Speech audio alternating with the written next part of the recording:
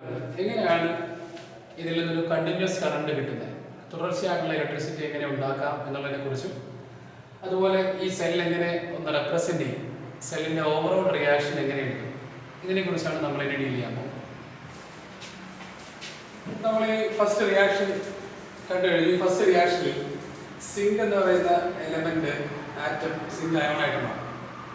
അപ്പോൾ ഈ zinc second nucleus ആയിട്ട് മാറിയപ്പോൾ അതിന് മുമ്പ് വരെ നിങ്ങൾ ശ്രദ്ധിച്ചിട്ടുണ്ടാവും, നമ്മൾ പഠിക്കാൻ വേണ്ടി ജസ്റ്റ് ഇതിൻ്റെ ഒരു എണ്ണം പറയാം. പഠിക്കാൻ വേണ്ടി മാത്രം നമ്മൾ ജസ്റ്റ് തൽക്കാലത്തേക്ക് എണ്ണം പറയാം. ഈ സിങ്ക് സൾഫൈഡ് സൊല്യൂഷനിൽ ZnSO4 സൊല്യൂഷനിൽ Zn2+ന്റെയും SO4 എണ്ണം ഈക്വൽ ആണ്. ശ്രദ്ധിച്ചാൽ നിങ്ങൾ സിങ്ക് സൾഫൈഡ് സൊല്യൂഷനിൽ നമ്മൾ സിങ്ക് സൾഫൈഡ് സൊല്യൂഷൻ എഴുതി കഴിഞ്ഞാൽ അതിൽ നിന്ന് Zn2+ഉം SO4 വരും. കെമിസ്ട്രിയിൽ കറക്റ്റ് ആയിട്ട് പറഞ്ഞാൽ ഒരു 1 മോൾ സിംഗിൾ സൾഫേറ്റ് നമ്മൾ വായിക്കണ്ടേ. തൽക്കാലം പഠിക്കാൻ വേണ്ടി ഞാൻ അത് നമ്മുടെ നോർമൽ 1 സാധാരണയുള്ള 1 ആക്കി ഞാൻ സങ്കല്പിക്കാം. അപ്പോൾ 1 സിംഗിൾ സൾഫേറ്റ്, ഒരു സിംഗിൾ സൾഫേറ്റ് ഡിസോസിയേറ്റ് ചെയ്തപ്പോൾ ഒരു Zn2+ഉം ഒരു SO4 ഉണ്ടായി. അതായത് പോസിറ്റീവ് അയോണിന്റെയും നെഗറ്റീവ് അയോണിന്റെയും എണ്ണം ഈക്വൽ ആണ്. എപ്പോഴാണ് നമ്മൾ ഈ പഠിക്കുന്ന ഓക്സിഡേഷൻ റിയാക്ഷൻ നടക്കുന്നതിന് തൊട്ട് മുമ്പേ ഉള്ള കാര്യമാണ് പറയുന്നത്. ഈ റിയാക്ഷൻ ഞാൻ ഈ ബോർഡിന്റെ കമ്പാർട്ട്മെന്റ് അടിയിൽ എഴുതിയിരിക്കുന്ന റിയാക്ഷൻ നടക്കുന്നതിന് മുമ്പുള്ള കാര്യമാണ് പറയുന്നത്. അപ്പോൾ before the oxidation the number of his positive ions and negative ions are equal. ഇനി അപ്പുറത്തെ സൈഡിലേക്ക് ഒന്ന് വരാം. അപ്പുറത്തെ കമ്പാർട്ട്മെന്റിലും സെയിം കോപ്പർ സൾഫേറ്റ് ആയിരുന്നു. കോപ്പർ സൾഫേറ്റ് ഡിസോസിയേറ്റ് ചെയ്തപ്പോൾ Cu2+ഉം SO4 അപ്പോൾ ഇവിടെ നമ്മൾ പഠിക്കാൻ വേണ്ടി സെയിം കൺസെപ്റ്റ് അപ്ലൈ ചെയ്യുന്നു. ഒരു CuSO4 ഡിസോസിയേറ്റ് ചെയ്തപ്പോൾ ഒരു Cu2+ഉം ഒരു SO4 ഉണ്ട്. അപ്പോൾ രണ്ട് കമ്പാർട്ട്മെന്റിലും റിയാക്ഷൻ നടക്കുന്നതിന് മുന്നേ അയോൺസിന്റെ കോൺസെൻട്രേഷൻ, അയോൺസിന്റെ എണ്ണം പഠിക്കാൻ വേണ്ടി നമ്മൾ എണ്ണം എന്ന് പറയുന്നു. ആക്ച്വലി കോൺസെൻട്രേഷൻ ആണ്. അയോൺസിന്റെ കോൺസെൻട്രേഷൻ എന്ന എണ്ണം ഈക്വൽ ആണ് ബിഫോർ ദ റിയാക്ഷൻ. Zn2+ന്റെയും SO4 എണ്ണം ലെഫ്റ്റ് സൈഡിൽ സെയിം ആയിരുന്നു.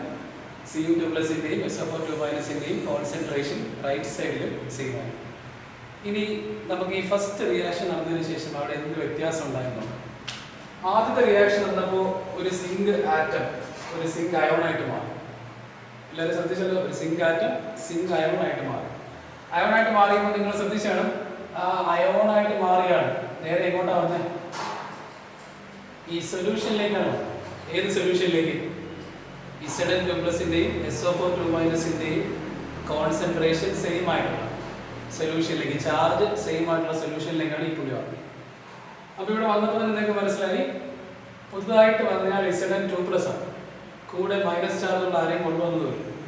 അപ്പോൾ നമുക്ക് മനസ്സിലായി ലെഫ്റ്റ് സൈഡിലെ ബീക്കറിൽ ഒരു പോസിറ്റീവ് ചാർജിന്റെ ഒരു ക്ലൗഡ്, പോസിറ്റീവ് ചാർജ് എക്സ്ട്രാ വന്നാണ് നിങ്ങൾക്ക് മനസ്സിലായി.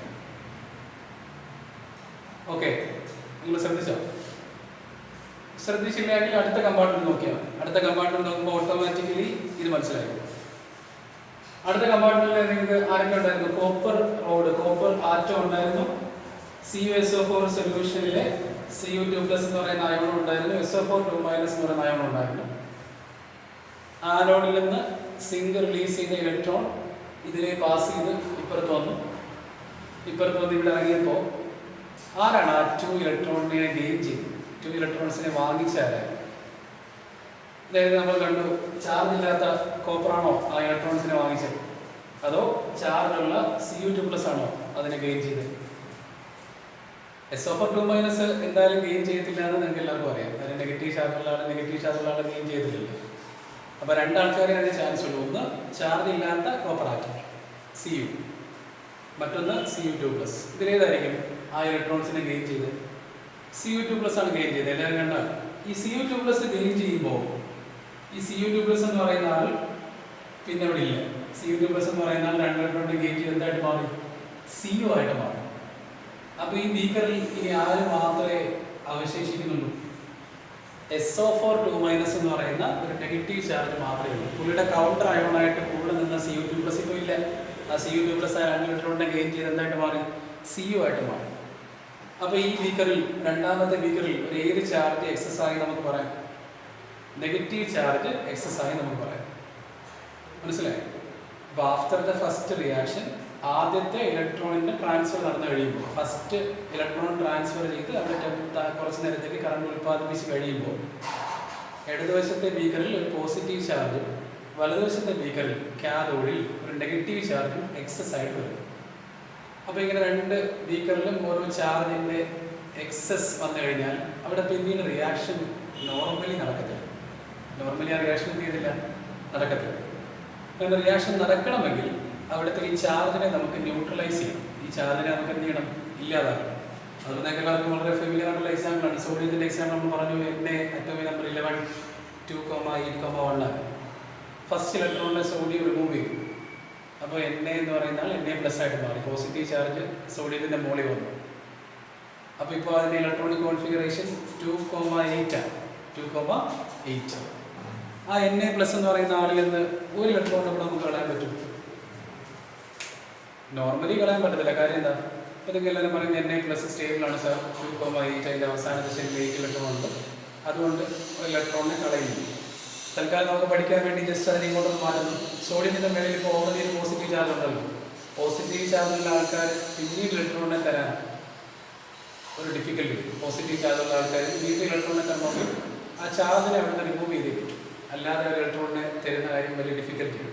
അല്ലാതുള്ള സാഹചര്യങ്ങളൊക്കെ ഉണ്ട്. പ്ലസ് ടുക്കാർക്ക് അറിയാം. പ്ലസ് 1 നമ്മൾ അല്ലാതെ ഫസ്റ്റ് അയണൈസേഷനും സെക്കൻഡ് അയണൈസേഷനും ഒക്കെ പഠിച്ചിട്ടുണ്ട്. അപ്പോൾ അത് നമ്മൾ ഇങ്ങോട്ട് കൊണ്ടുവരണ്ട. ജസ്റ്റ് ഒരു പെരിഫറൽ മീനിങ്, പുറമേ ഉള്ള അറിവിന് വേണ്ടി മാത്രം പറഞ്ഞതേ. അപ്പോൾ ഇവിടെ കണ്ടിന്യൂസ് കറണ്ട് കിട്ടണമെങ്കിൽ ഈ ഇടതുവശത്തെ ബീക്കറിൽ നിന്ന് പോസിറ്റീവ് ചാർജിനെയും വലതുവശത്തെ ബീക്കറിൽ നിന്ന് നെഗറ്റീവ് ചാർജിനെ നമുക്ക് റിമൂവ് ചെയ്യണം. അതിനു വേണ്ടി നമുക്കെല്ലാവർക്കും അറിയാം, അതിനുവേണ്ടി നമ്മൾ വയ്ക്കുന്ന ഒരു ട്യൂബാണ് ഇത് സോൾട്ട് ബ്രിഡ്ജ് എന്ന് പറയും. എന്നാണ് എൻ്റെ പേര്, സോൾട്ട് ബ്രിഡ്ജ്. ആ സോൾട്ട് ബ്രിഡ്ജിൽ ഇനേർട്ടായിട്ടുള്ള സോൾട്ടാണ് വെക്കുന്നത്. എക്സാമ്പിളൊക്കെ നമ്മൾ പഠിച്ചിട്ടുണ്ട്. ഒന്ന് പൊട്ടാസ്യം ക്ലോറൈഡ് അല്ലെങ്കിൽ പൊട്ടാസ്യം സൾഫേറ്റ് തുടങ്ങിയ ഇനേർട്ടായിട്ടുള്ള സോൾട്ടാണ് നമ്മൾ വെക്കുന്നത്. അപ്പോൾ എങ്ങനെയാണ് ഇതിൻ്റെ ഓപ്പറേഷൻ നോക്കാം. ഈ KCl എന്ന് പറയുന്ന ആൾ K+, Cl- ചേർന്നതാണ്. K+, Cl-. അപ്പോൾ ഈ Cl- നെഗറ്റീവ് ചാർജുള്ള ആളായതുകൊണ്ട് തന്നെ ലെഫ്റ്റ് സൈഡിലേക്ക് വന്ന് ആനോഡിക് കമ്പാർട്ട്മെന്റിന്റെ അടുത്തേക്ക് വരും. Cl നെഗറ്റീവ് ചാർജും ആനോഡിക് കമ്പാർട്ട്മെന്റിൽ പോസിറ്റീവ് ചാർജുമാണ്. അപ്പോൾ നെഗറ്റീവ് പോസിറ്റീവ് തമ്മിൽ ന്യൂട്രലാവും. അതേസമയം K+ ഇതിൽ കൂടി അപ്പുറത്തോട്ട് പോയി ഇവിടെ എത്തും. കാഥോഡിൽ നെഗറ്റീവ് ചാർജാണ് എക്സസ്. അപ്പോൾ ഈ K+ന്റെ പോസിറ്റീവ് ചാർജും ഈ നെഗറ്റീവ് ചാർജും തമ്മിൽ റിയാക്ട് ചെയ്ത് ന്യൂട്രലാണ്. അപ്പോൾ രണ്ട് ബീക്കറിലെയും ചാർജ് ക്ലൗഡ്, ആ ചാർജിന്റെ ആ ക്ലൗഡ് ന്യൂട്രലായി. ഇനി വീണ്ടും എന്ത് നടക്കും, ആനോഡിൽ മറ്റൊരു സിങ്ക് ആറ്റം Z2+ ആയിട്ട് മാറി 2 ഇലക്ട്രോണെ റിലീസ് ചെയ്യും. ആ ഇലക്ട്രോൺ ഇതുവഴി പാസ് ചെയ്ത് പോകുമ്പോൾ ഇവിടെ വീണ്ടും കറണ്ട് ഉണ്ടാവും. അപ്പുറത്ത് ചെയ്യുമ്പോൾ Cu2+ എന്ന് പറയുന്നാൽ വീണ്ടും അതിനെ ഗെയിൻ ചെയ്യും. ഈ റിയാക്ഷൻ ഇങ്ങനെ കണ്ടിന്യൂസ് ആയിട്ട് നടന്നുകൊണ്ടേയിരിക്കും. അപ്പോൾ എന്തെങ്കിലും സംശയം വരും. ഈ രണ്ടാമത്തെ സാർ പറഞ്ഞ റിയാക്ഷൻ കഴിയുമ്പോഴും ആനോഡിൽ ഒരു പോസിറ്റീവ് ചാർജും കാഥോഡിൽ ഒരു നെഗറ്റീവ് ചാർജും എക്സസ് വരുന്നില്ലേ? വരും. അന്നേരം വീണ്ടും ഈ സോൾട്ട് ബ്രിഡ്ജ് നേരത്തെ പറഞ്ഞ പോലെ ഓപ്പറേറ്റ് ചെയ്യും. അങ്ങനെ ഓരോ റിയാക്ഷൻ കഴിയുമ്പോഴും സോൾട്ട് ബ്രിഡ്ജ് ഇങ്ങനെ കണ്ടിന്യൂസ് ആയിട്ട് ഓപ്പറേറ്റ് ചെയ്യുന്നതുകൊണ്ടാണ് നമുക്കൊരു ബാറ്ററിയിൽ നിന്ന് കണ്ടിന്യൂസ് ആയിട്ടുള്ള കറണ്ട് കിട്ടുന്നത്. നമ്മൾ ബാറ്ററി ഇട്ട് ടോയ്സ് ഒക്കെ വർക്ക് ചെയ്യുമ്പോൾ കണ്ടിന്യൂസ് ഇലക്ട്രിസിറ്റിയാണ് കിട്ടുന്നത്. ബാറ്ററി ഒരിക്കൽ തീരും. ആ തീരുന്നതിന് തൊട്ട് മുമ്പ് വരെ നമുക്ക് തുടർച്ചയായിട്ടുള്ള ഇലക്ട്രിസിറ്റിയാണ് കിട്ടുന്നത്. അപ്പോൾ ഒരു ഗാൽവനിക് സെല്ലിൽ കണ്ടിന്യൂസ് ആയിട്ട് റിഡോസ് റിയാക്ഷൻ നടത്താൻ, കണ്ടിന്യൂസ് ആയിട്ട് കറണ്ട് പ്രൊഡ്യൂസ് ചെയ്യാൻ വേണ്ടി നമ്മൾ ഉൾക്കൊള്ളിക്കുന്ന സംവിധാനത്തെ വിളിക്കുന്ന പേരാണ് സോൾട്ട് ബ്രിഡ്ജ് എന്ന് പറയും. സോൾട്ട് ബ്രിഡ്ജ് ഒരു യു ഷേപ്പിലുള്ള ട്യൂബാണ്. ഞാനിപ്പോൾ ഒരു ചതുരാകൃതിയിലാണ് വരച്ചിരിക്കുന്നതെങ്കിലും യു ഷേപ്പിലുള്ള ട്യൂബാണ്. ആ ട്യൂബിൻ്റെ ഉള്ളിൽ ഇനേർട്ടായിട്ടുള്ള സോൾട്ടാണ് നിറച്ചിരിക്കുന്നത്. ഇനേർട്ടായിട്ടുള്ള സോൾട്ടിന് എക്സാമ്പിൾ ഏതൊക്കെയാണ്? പൊട്ടാസ്യം ക്ലോറൈഡും പൊട്ടാസ്യം സൾഫേറ്റും. ഈ രണ്ട് സോൾട്ടുകളും നമ്മൾ അഗർ എന്ന് പറയുന്ന ഒരു മീഡിയത്തിലാണ് നിറച്ചത്. അഗർ പ്ലസ് ടുവിലെ ആൾക്കാർക്കെല്ലാം വളരെ ഫെമിലിയർ ആണ്. അഗർ എന്ന് പറഞ്ഞാൽ ബോട്ടണിയിലൊക്കെ നമ്മൾ മൈക്രോ ഓർഗാനിസങ്ങളെ വളർത്താൻ വേണ്ടി ഒരു മീഡിയ നമ്മൾ പ്രിപ്പയർ ചെയ്തൊക്കെ പഠിച്ചിട്ടുണ്ട്. മൈക്രോബയോളജി പഠിക്കുമ്പോൾ ബോട്ടണിയിൽ മൈക്രോ ഓർഗാനിസത്തെ വളർത്താൻ വേണ്ടി നമ്മൾ ഉണ്ടാക്കുന്ന ഒരു മീഡിയ ഏകദേശം ഒരു ജെല്ല് പോലെയൊക്കെ ഇരിക്കും. അപ്പോൾ അഗർ എന്ന് പറയുന്ന ഒരു അമോർഫസ് ആയിട്ടുള്ള മെറ്റീരിയലിനകത്ത് KCl പൊട്ടാസ്യം സൾഫേറ്റോ നിറച്ചിട്ട് അതാണ് നമ്മൾ ഇവിടെ നിറയ്ക്കുന്നത് സോൾട്ട് ബ്രിഡ്ജിൽ. അപ്പോൾ ഇത്രയാണ് നമ്മൾ ഇന്നത്തെ ഗാൽവനിക് സെല്ലിനെ കുറിച്ച് അല്ലെങ്കിൽ ഡാനിയൽ സെല്ലിനെ കുറിച്ച് പറയാനുള്ളത്. അപ്പോൾ ഈ ഡാനിയൽ സെല്ലിൻ്റെ രണ്ട് കാര്യങ്ങൾ പറയുമ്പോൾ നമുക്ക് ഈ ഏരിയ കഴിയും. ആ രണ്ട് കാര്യങ്ങൾ ശ്രദ്ധിച്ചോണം. ഒന്ന്, എങ്ങനെയാണ് ഈ സെല്ലിനെ നമുക്കൊന്ന് റെപ്രസെന്റ് ചെയ്യുന്നത്? ഈ സെല്ലിനെ നമുക്ക് എങ്ങനെയൊന്ന് റെപ്രസെന്റ് ചെയ്യും? സെൽ റെപ്രസെന്റേഷൻ എങ്ങനെയാണ് എഴുതുന്നത്? സെൽ റെപ്രസെന്റേഷനിൽ എപ്പോഴും നമ്മൾ ശ്രദ്ധിക്കേണ്ടത് ആദ്യത്തെ കമ്പാർട്ട്മെന്റ് ആനോഡാണ്, രണ്ടാമത്തെ കമ്പാർട്ട്മെന്റ് ആണ് കാഥോഡ്. അപ്പോൾ എഴുതുമ്പോൾ എപ്പോഴും ഇങ്ങനെയാണ് എഴുതേണ്ടത്. ജനറൽ ഫോമിൽ ആദ്യം എഴുതാം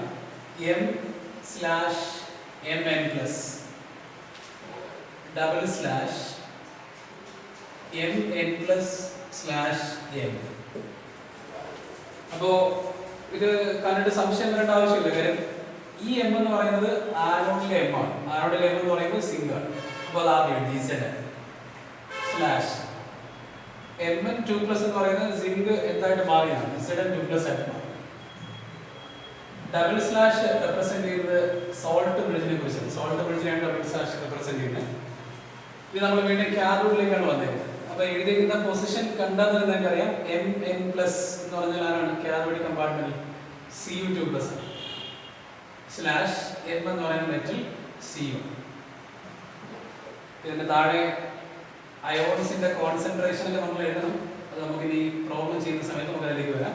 തൽക്കാലം നമ്മൾ സിമ്പിൾ ആയിട്ട് റെപ്രസെന്റേഷൻ ഇങ്ങനെ എഴുതുന്നു.